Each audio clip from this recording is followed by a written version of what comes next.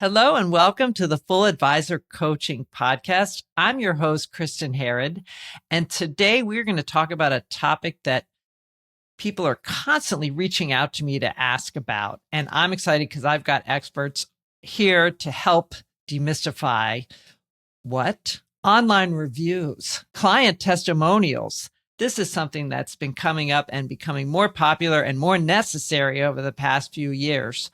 So I'm excited to welcome Brian Thorp, who is the founder and CEO of Wealthtender, and Diana Cabrices, who is a wealth tech growth expert who serves as the chief evangelist for Wealthtender.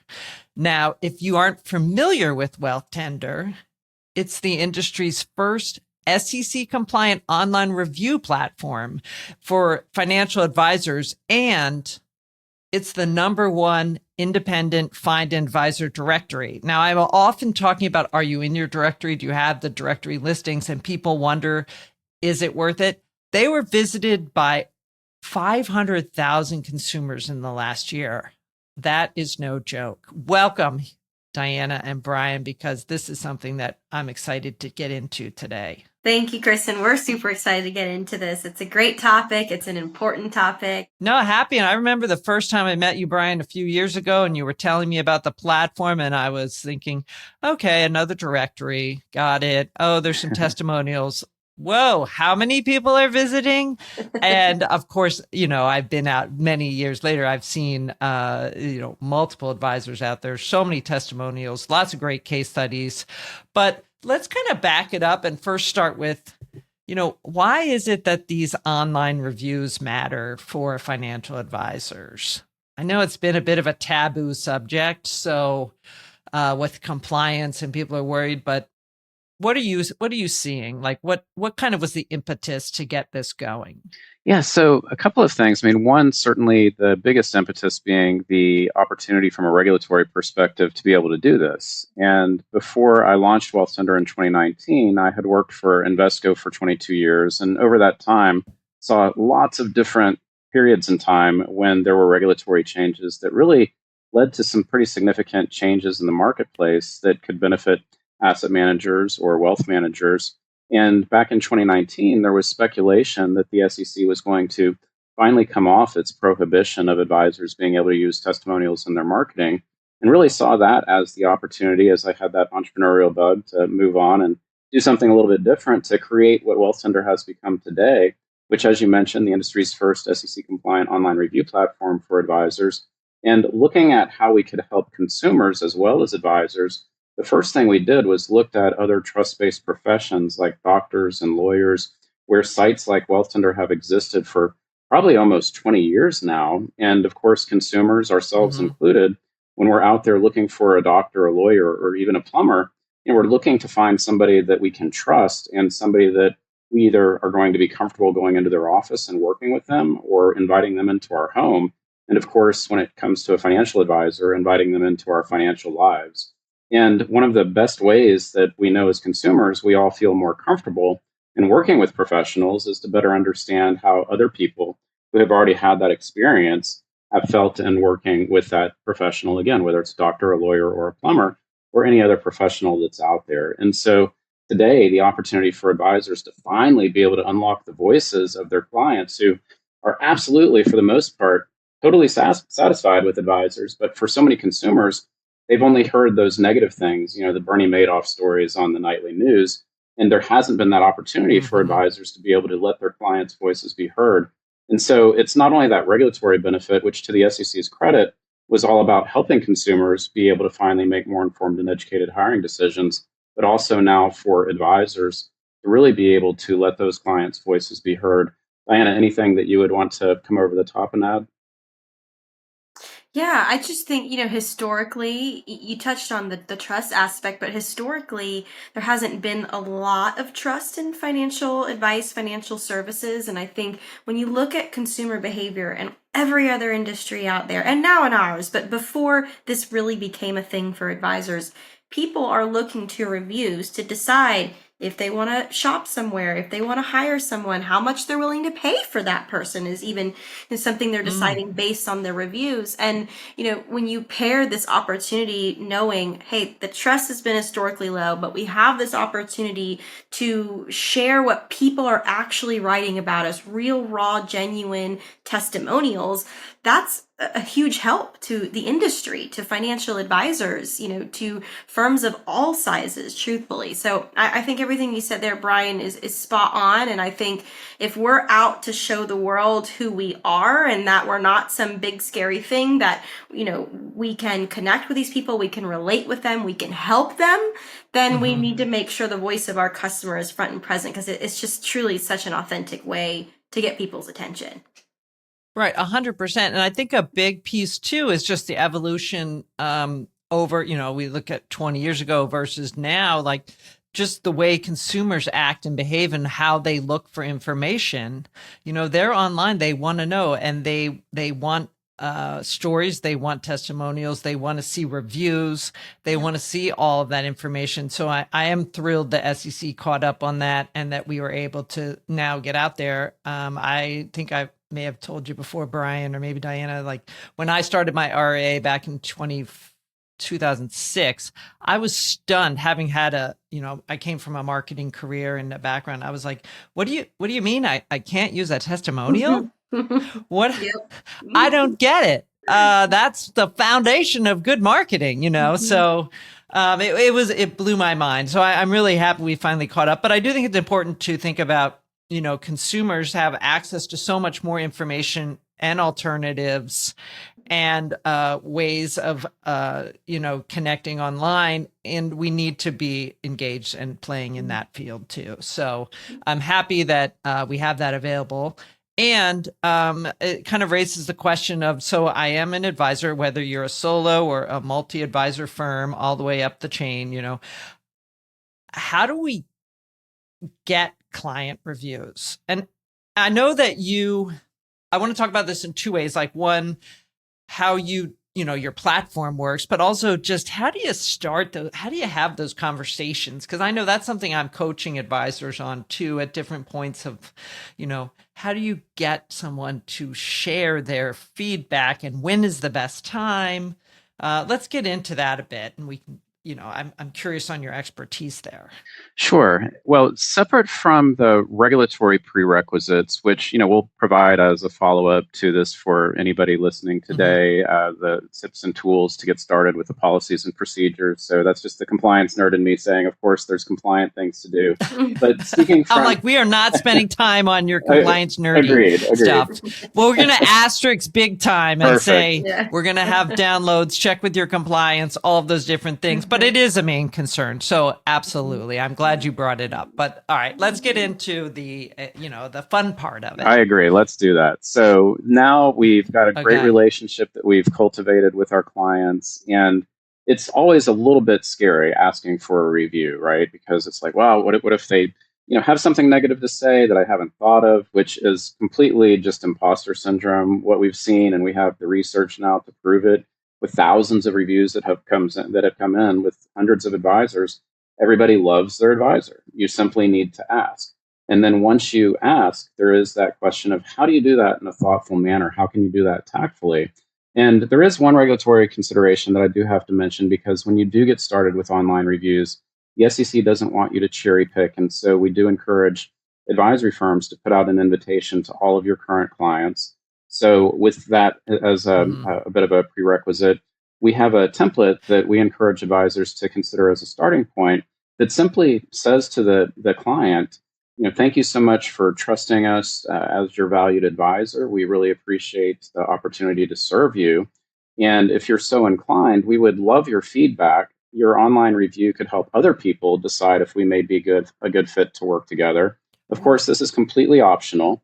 And, essentially you can add a little fluffery around it. But what I think is really important in that messaging is that we're not asking you to write a review for the benefit of us. We're asking you to write a review that can help other people just like you decide if we may be a good fit to work together with them as well.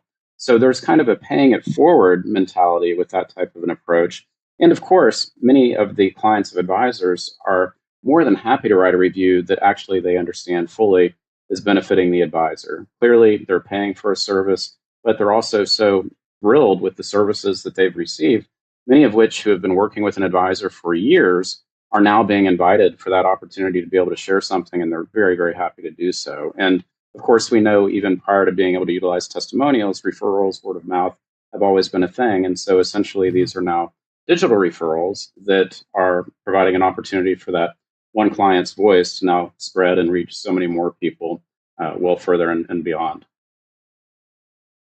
Yeah, I love that idea of the paying it forward and the positioning that you have in that messaging around help other people make a decision on whether it's a good fit for them. So I really do love that just tweak on the ask there. I think that's really just beautiful in its its craft on how you present that. And I think that's really important. And I will say, yes, heed the cherry picking wording. I think that's, that is something I hear most often. It's like, make sure you're asking everyone. So a really, really good insight. Diana, what do you see on that front? Yeah, so I agree. The pay it forward mentality is the way to go. People love to help other people.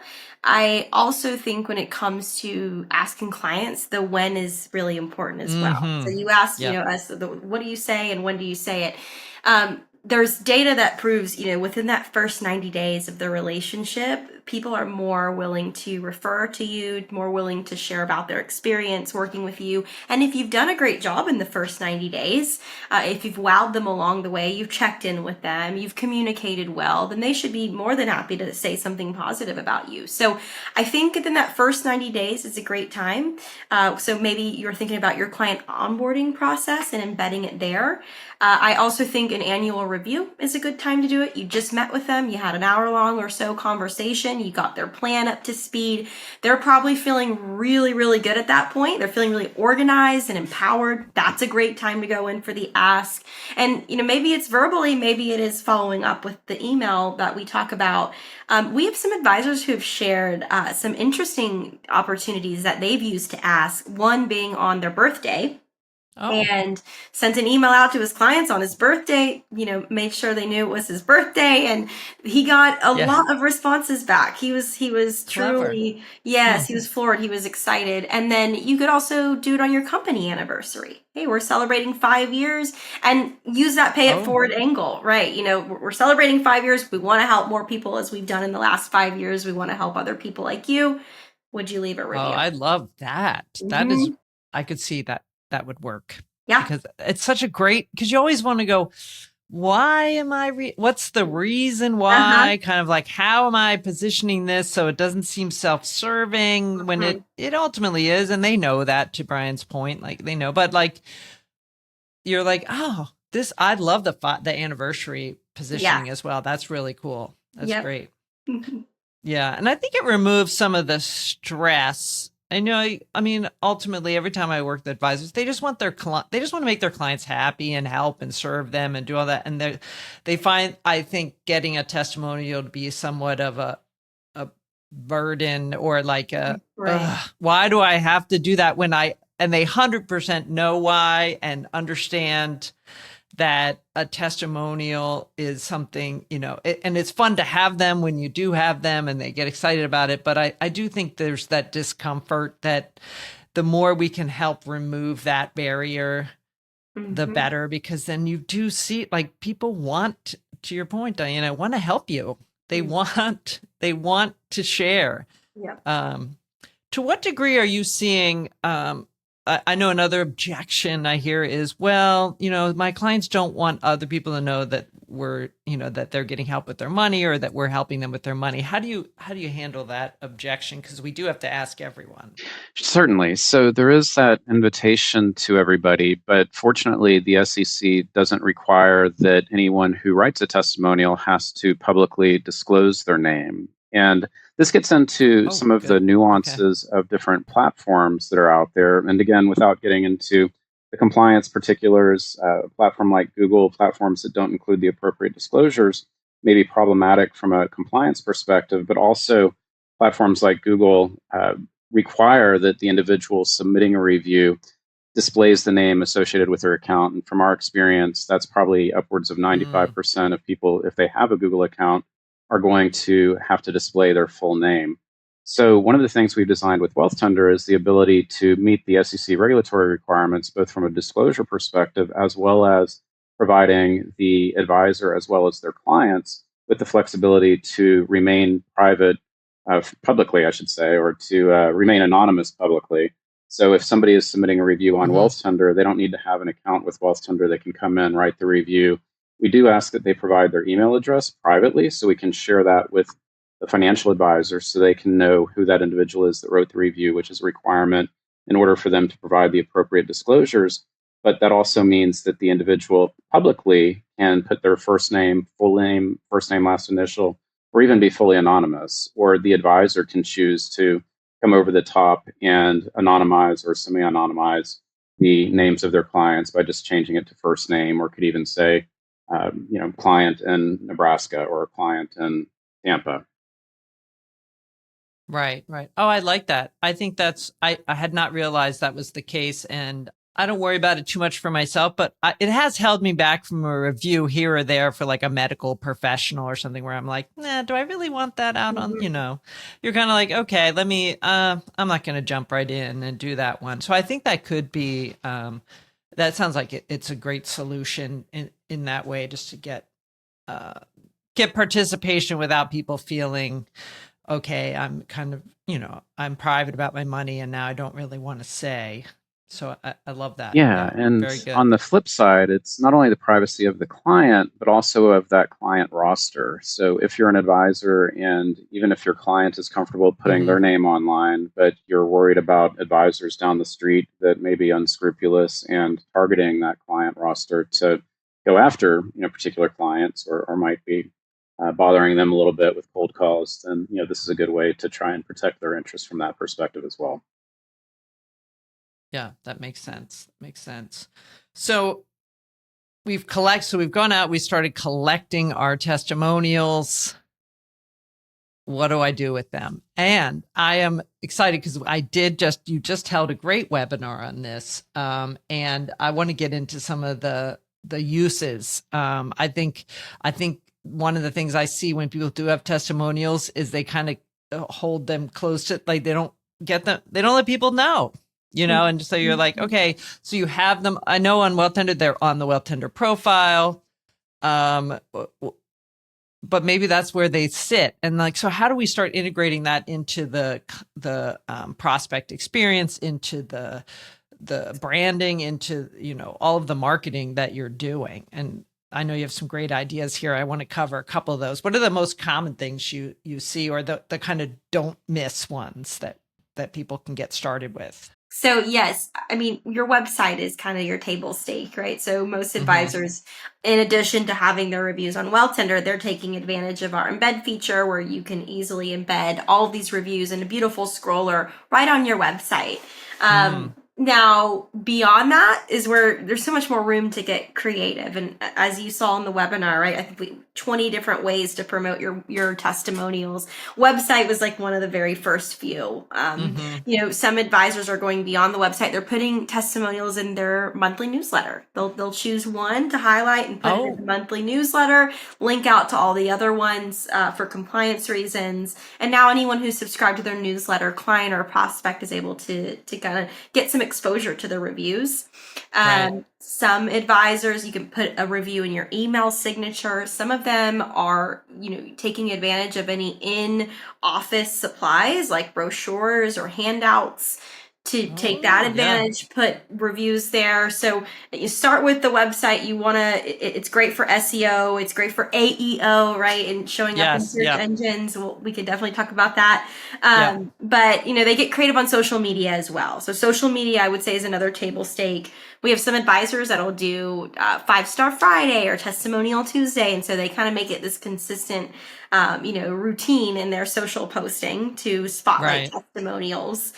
There's so many different ideas. These are just kind of scratching the surface, but I'll stop there and see what Brian wants to add. Yeah, I think there's so many components, whether it's the online promotion, what can you do with the testimonials, or the SEO, AEO, what can these testimonials do for you when they're published on your site? And then going offline, how can you start to incorporate testimonials into your offline marketing activities? If you're conducting seminars and you have individuals that are coming in and they're getting settled, and you've got a flyer and maybe a QR code that's linking directly to your profile that shows all of your reviews, and then maybe a nice little button to book an appointment.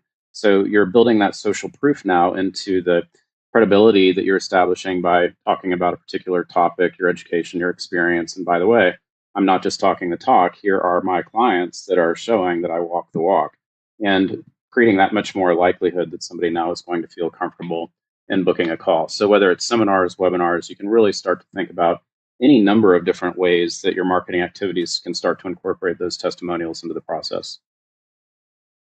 I really like that when you mentioned in that, as you were talking about ways to even verbally incorporate them, to incorporate them on a podcast. And I'm just going to say that I might end up doing that kind of for myself, because I loved that. And I hear it on other people's podcasts and I don't think about it, right? People are very popular podcasts, big names. They're in there going, hey, we got a listener review. Here's what Jim said from Tampa, right? And so then they read it, and then you're like, oh, of course, but you didn't necessarily think about that, because you're like, well, I'm tooting my own horn. You're like, yes, you are. And it's exciting. You're sharing a story like, oh, it's so nice to hear from someone. I think that's pretty cool. And I love the idea too. And this kind of goes along the lines of the scheduling a call. I think you had mentioned in your webinar around putting the testimonial in the online scheduler. Like, because you can tailor the content. I was like, oh, yep. I love that. Or even on a thank you, like, thank you for scheduling. Hey, if you want to hear what other clients have to say, and click over, because you can then see all the reviews, right? And that positioning is so powerful, Kristin. Here's what other people are saying, right? What are they saying about working with us? It goes back to the social proof. We can talk about that, but it's just people want to know what other people are saying or doing, and that's the point of the review, and that's the power of the review.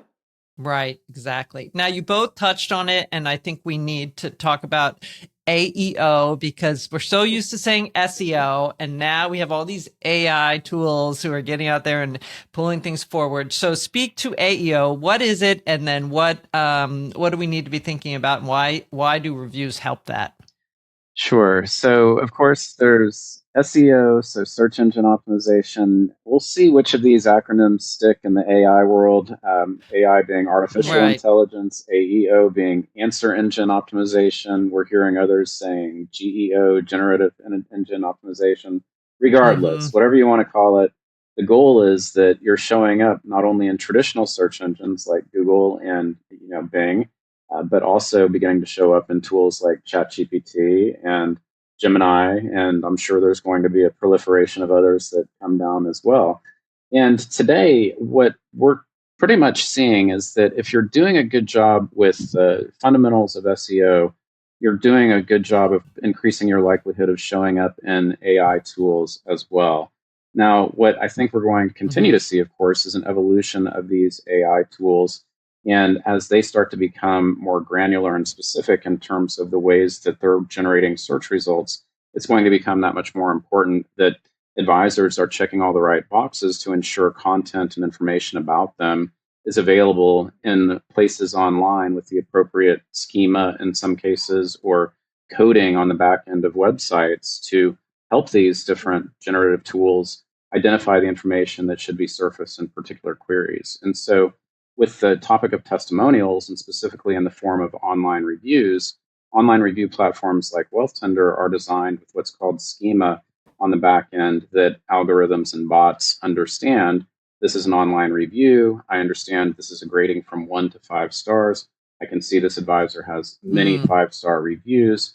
And then where I think the AI tools will really take it to that next level is contextually, what are these reviews really saying about the advisor, him or herself?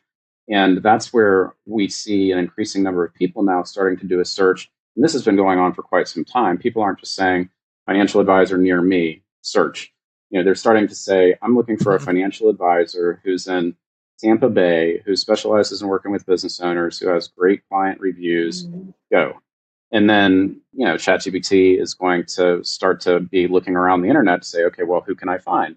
And it's really, Right. at that point where the tools are excluding advisors that don't meet those certain criteria in order to give a better response and a more targeted response based on that consumer search. And so, to the extent that advisors can be checking all the right boxes, it's going to be that much more likely that they're going to appear in those types of tools going forward.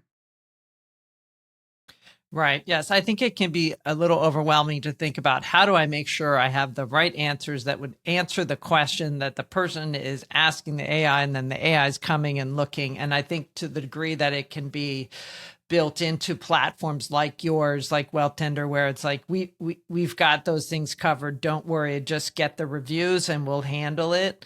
Is, I think, a lot is relieving, because it, when you start, you can see it now, even on Google, they're trying to pull in AI, and they're trying to actually Mhm. answer the question versus direct you to search for things. Mhm. And so it's like, okay, I need to have that information out there in the same way as one looks at how to set up SEO and articles and things like that. It's like, all right, how are we setting those up? Now, how are we setting up reviews? I can see it easily getting overwhelming for advisors to say, I don't know if I can win at that game, where it's like, all right, you know what? Services like yours, and I can't speak to others because I am quite familiar with the Wealthtender, but if you're on top of that and staying aware of that and then helping advisors, it's like, okay, that's one thing I don't have to think about. Mhm. I just have to get the review, ask my clients, and the platform can help there. So I think that's really, really useful. Agreed. And again, I think what we're going to increasingly see, where advisors, whether they've chosen a particular niche or whatever that area of focus, to the extent that they have not only a website and landing pages that speak to that particular type of client that they're looking to attract, but then also the reviews that are likely to have contextually Mhm. words and phrases that speak to that as well, it's going to be really impactful. And a Oh, great good point. example of that would be, if you're an advisor and maybe you're in Dallas and you focus on working with employees of ExxonMobil, and you've helped a number of those types of employees move into retirement, and I've seen this firsthand, those individuals, when they're writing reviews about their experience, Jack or John or Jane has helped me transition from Exxon, keyword Exxon, into retirement. And then you Yeah. see these series of reviews. And now if somebody who works at Exxon is looking for an advisor, and they go to Google or ChatGPT and they say, find me an advisor in the Dallas area who specializes in working with Exxon employees. And that query comes back and says, you should consider working with John or Jane, who these reviews and Right. the content on their website collectively paints this picture that this is going to be somebody that could be really good for you at least to have a preliminary conversation with. Oh, I love that. I I'm fascinated by this. I'm glad you're taking it on, Brian, because I think if I had to figure Yeah. out this in the back, I would go nuts. But I like the idea of how clients can use, I mean, how advisors can use the testimonials to help Mhm. grow their business and get excited and like share. Plus, it makes you feel good when someone get. Oftentimes, and I bet you see this, I know we've had this conversation, Brian, before, where advisors are genuinely surprised by how generous clients are with feedback. And you're like, wow, I thought they enjoyed working with me. I had no idea it was that impactful, which I think is really important. Absolutely, and it's tremendously impactful for culture as well. So whether you're a small shop and it's just you and your ego, and I mean that in a positive sense, or it's you and your team, Yep. what we've also seen are firms and their leadership go from being afraid of inviting clients to ask for a review. Am I, asking too much from them by inviting them to write a review? Are they going to have, you know, concerns about saying something about the experience? And then they send the email out. And if you've ever thrown a party and it's about an hour before, people are supposed to start showing up, and then the time arrives and nobody's there, and you're like, oh my gosh, do I have any friends? Is anybody going to show up? And then an hour later, all those Uh, thoughts have left your mind because you've got a room full of people that love and adore you, and you're throwing a great party. And it's the same thing. Once advisors and firms get that confidence to finally put that invitation out, the reviews start rolling in, and all of a sudden it goes from imposter syndrome to, wow, our clients love us. And what that ultimately does for the culture, in addition to all the marketing benefits, providing so many great insights into just the types Ah, of ways that you've made a difference in the lives of your clients. And the other thing I would say too is once clients have shared that experience online, they've memorialized what they've shared in writing about your experience. Now they're really invested in that relationship that they have with you. They're an advocate for you. They've put it in writing. So that next cocktail mhm. party where they're talking to somebody about their advisor, not only are they proud, but they're immediately going to recollect what they said and how they said it. Here's why you need to talk to my advisor. They helped me do this, this, and this. Oh, Brian, you hit the nail on the head with Mm. I love, first of all, Mhm. love the party analogy and hate that Mhm. feeling. That few minutes before feeling, that's the worst. You're like flashback to teenage years. But then I 100% agree. And I even, because I see that with advisors when it comes to marketing, copy or messaging overall, like once they've gotten the messaging down and we've gotten the words on the page and we've been able to articulate and practice and do all that, it's like, oh, it's easy to recall later. And I imagine a client stating, hey, here's what I like about working with, Jane advisor. She does blah, blah, blah. I can see that just locks it in and it makes it very retrievable for them in the times people are like, well, what do you like about it? Well, it's interesting. I just, had this happen or that happen. I just love that. I think that's really powerful. And the piece you mentioned about culture, it's interesting because I know, obviously I've referred people your way and I have a client who has really gotten into doing the Wealthtender reviews and getting them collected. And then they're a multi-advisor firm, so they have it plugged into the website. And then they're promoting them out on LinkedIn and sharing what's happening. It's really a beautiful marketing story slash I know that it has, it's a way to be able to shine the light on some of the advisors who maybe aren't quite as outgoing or they're a little more behind the scenes doing financial planning, and you get to shine the light on the team members and the cascading effect on the culture of the firm itself internally. I think is really important, and then that shows with clients and it radiates out. I mean, it's unbelievable in that way. And it kind of just starts with asking for that first round of reviews, right? It all starts there. It bolsters internal confidence, but also, if you think about it, especially when you're getting into firms with multiple advisors and, Hmm. having those reviews, whether on the advisor level, the firm level, that's a recruiting tool. Advisors want to join firms that are doing well and that have great Okay. reviews and that people are saying good things about. So there's a whole other angle, even beyond Oh, culture, that we could get into, but I just wanted to add that in there. that's a really, really good point. And another thing I hadn't necessarily directly thought about, but you're right. Mhm. It's like, hey, I as an advisor am supported. It's a culture where people are, contributing, doing well. Clients like them. I think that's a really important point to bring out too. Yeah. All right, so we obviously this is an exciting thing to talk about. I love looking at the application of it all, but let's talk about the fundamentals of someone says, wow, I want to get started on that. Tell us about Wealthtender.